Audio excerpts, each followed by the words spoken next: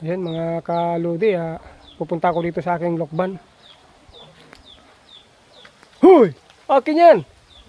Papaalam naman po ako sa boss sa puno para makakain. Nagugutom na po kasi. Ay, ngayon dapat magpapaalam ka. Mga kaludi, huwag mo sa sungkit ng sungkit lang. Siyempre, ako mapagbigay. Pagbigay naman ako eh.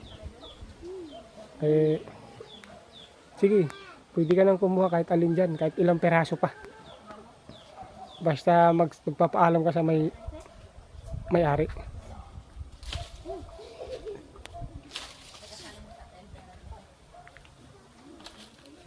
Sige, kumuha ka na. Ilang sako ba ang kukunin mo? Isang sako lang boss. Ha? Daig mo pa yung may-ari. Isang sako. Isang sako?